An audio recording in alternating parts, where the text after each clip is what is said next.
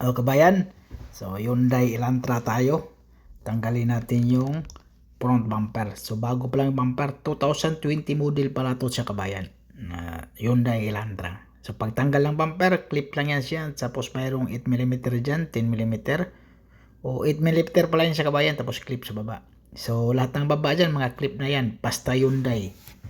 Yan. So, diba? Tinignan ko doon. Tinanggal ko doon sa gilid, sa may fender. Tapos bolt yun, 8mm. Pwede mo tanggalin sa Phillips screw din. Tapos sa baba, clip na yan siya. Tingnan mo kabayan, sa kabilang side, diba?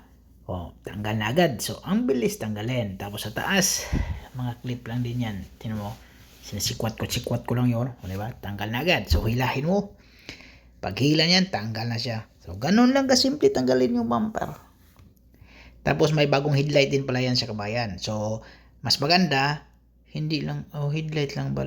Headlight, bagong headlight lang. So, ang technique dyan, dahil sa medyo kunti lang trabaho, so ilagay na natin yung headlight. Kasi yung pinturahan ng kabayan, bago yung headlight, yung bumper lang naman yung pinturahan, bagong bumper. So, yung bagong sikanhan na headlight, ikabit na natin, tapos isitting na natin yan. Kasi medyo wala sa settings yung sa fender saka yung sa hood. So titingnan natin, pag ilagay natin, titingnan natin yung hood saka fender kung okay ba sa yung alignment. Pag okay na, pag tapos na piturahan yung bumper, walang problema yung kabayan. Yan tingnan mo, di ba? Tiningnan ko yung kabilaan. Yan.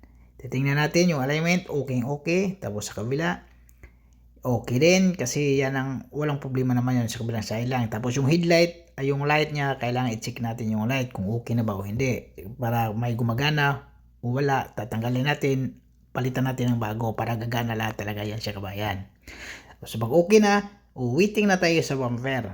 Pag nandun na yung bumper, automatic fix na yung bumper, tatanggalin natin yung accessories, yung salmay luma, ikabit natin sa bago. Ganun kasimple. Tapos pira na agad. Bale, tinanggal ko lang kabayan ng bumper, mga ilang minutes lang yun, mga 2 minutes lang tanggal yung bumper. Nakabit na lahat, so automatic na, pira na siya kabayan. So huhugasan pa yan siya, cleaning. Pero hindi na ako maghugas kasi medyo maraming trabaho ngayon. So maraming salamat.